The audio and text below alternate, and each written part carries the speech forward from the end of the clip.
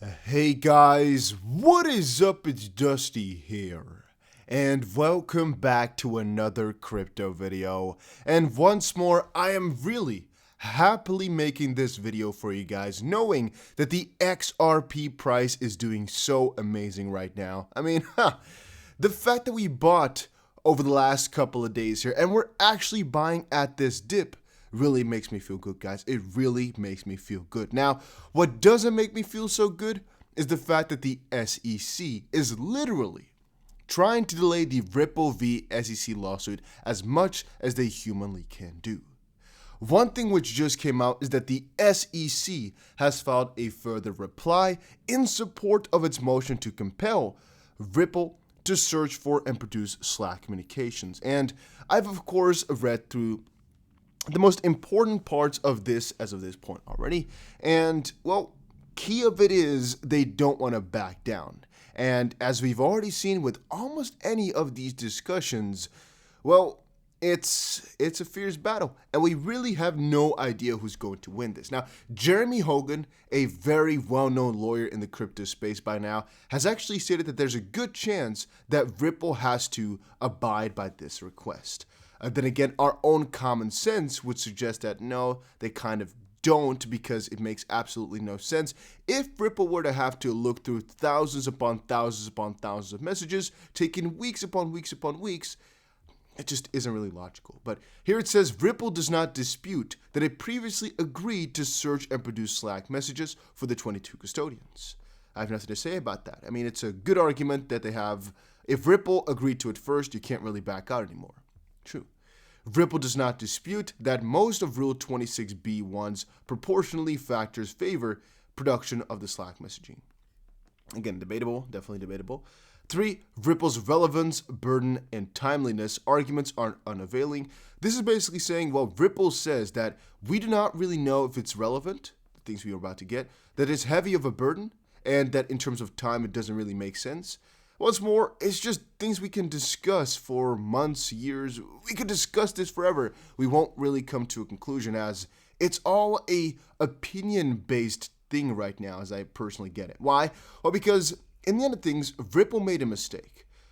Because in the end of things, Ripple should have notified themselves properly with what type of documents that they had, and there was an error somewhere that didn't get the full list of things. They missed, let's say, 80% of the messages, though. Now, after that fact, though, right, Ripple says that it could take 12 to 15 weeks now to actually get the info, right? And the SEC is basically saying, well, expert discovery does not close until more than 8 weeks from now, and the SEC does not object to Ripple's production of the Slack messages while expert discovery occurs or even afterwards. So basically saying, the SEC is just saying here, like, nah, I mean, it says here, realistically speaking, we could actually fix this. Wait a minute. Let me actually reread that. The individual defendants' motion to dismiss are still pending. The parties plan to file motions for summary judgment, and no trial date is imminent. In sum, there is no realistic prospect that the parties will fully resolve this case for several months, if not longer.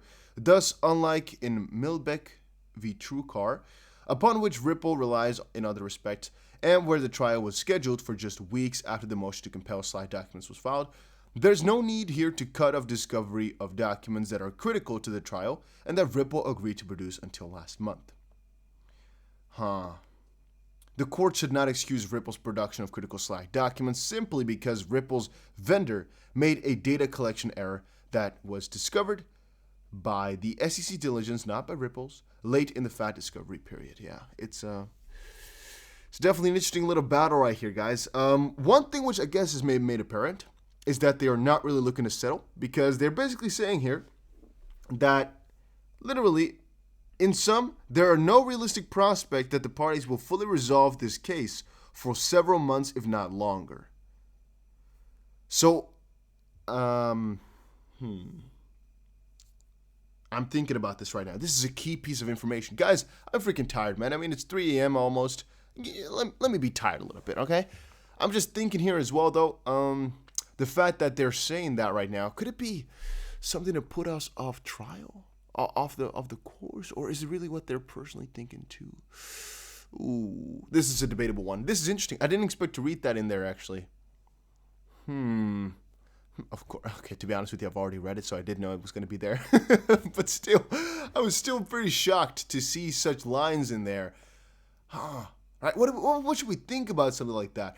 And of course, the fact that the SEC is saying, we don't object to your new schedule. It's all a little bit fishy. From a certain perspective, once more, I'm not saying that this is fully run by Ripple because, to be honest with you, it wouldn't be too strange if Ripple has to give some of their info over, right? At least I wouldn't be too surprised by it. Now, Jeremy Hogan was also, of course, on Twitter to actually give his 2 cents on the situation. Let's quickly check it out where it is. It wasn't. Oh, here. I tend to agree with the SEC on this motion. I think they've shown enough to the judge to get some of these additional Slack custodians searched and produced, and the vendor mistake surely doesn't help Ripple. P.S. I'm glad this isn't YouTube where the thumbs down button is there. However, as I've said before, just put up everything, so I will gladly accept your dislikes if you think that it is necessary. But I provide the news, albeit good, albeit bad. I provide the news whenever I can find it. And by the way, look at that over on Bybit. Have you guys started the trading competition yet? I'm not sure that we are going to be getting a big team. I don't really know if many people are going to be joining, but we're still going to do our best, all right? We're still going to do our best. Let me quickly see if we can actually see our team in this list somewhere.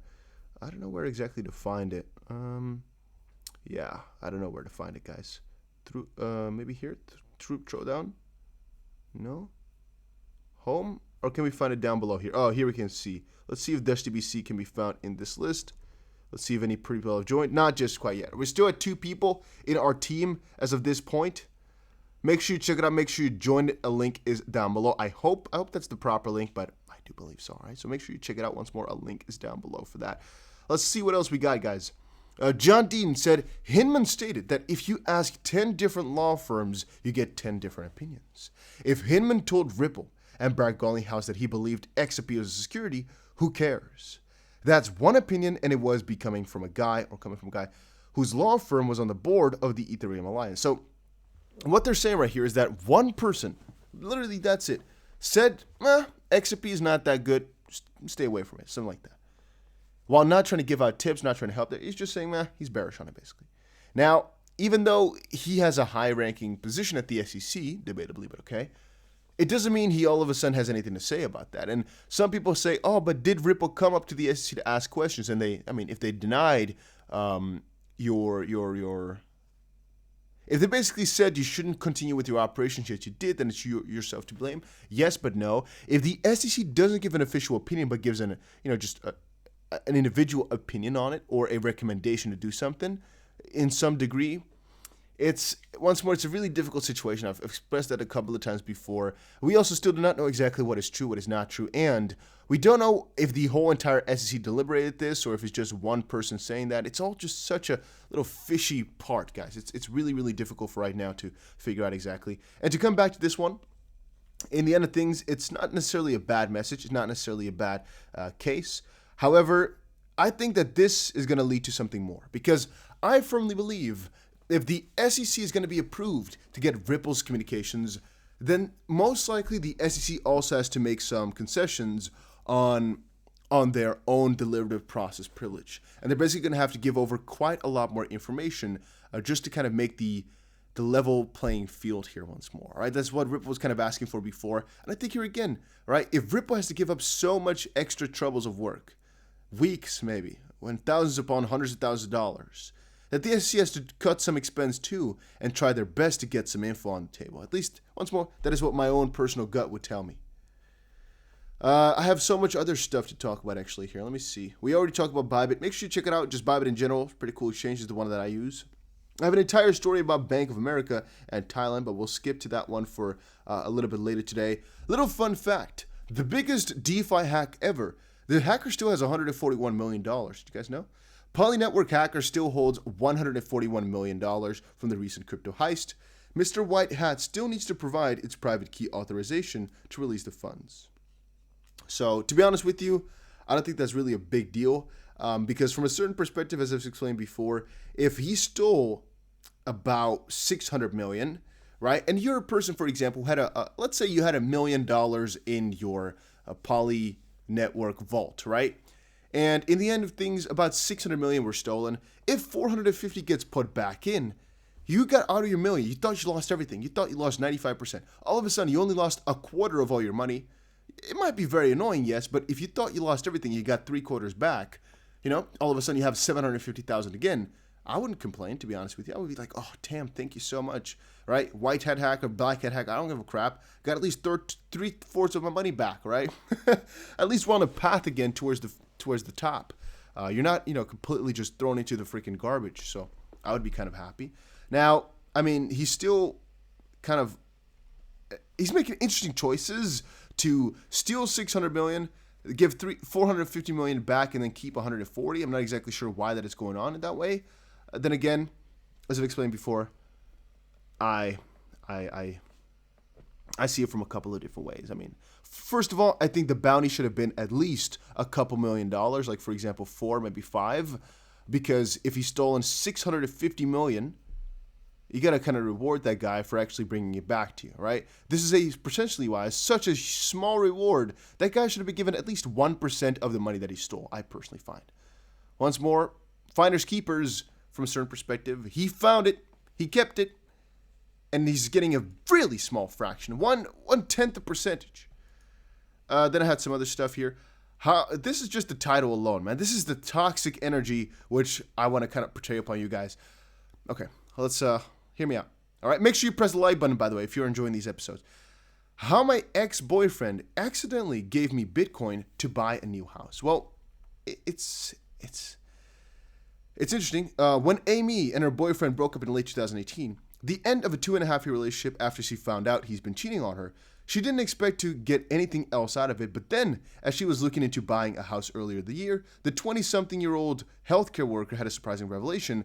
Below, in her own words, Amy explains how the trouble with her ex paid off, literally, because she found Bitcoin, basically, and I don't know how much he spent to get those Bitcoin. He didn't have a lot of money back then, so it couldn't have been more than $100, but eventually, well, you can see here, I saw on CNN that Bitcoin was worth 30,000, and I was like, oh my God. Then it hit for me, and I don't know why, it was like a light switch went off, and I remembered I had Bitcoin. Yeah, the story was a little bit strange. I still don't really recommend you guys to read it at all, whatsoever. At all. But I don't really know exactly why people read this type of drama stuff.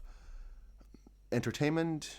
Not exactly sure. The title I saw, by the way, because they changed the title up. It was basically how my boyfriend cheated, so I used his Bitcoin to buy a house or something like that. Now I got redirected, and the title is a little bit different, but still, it's what?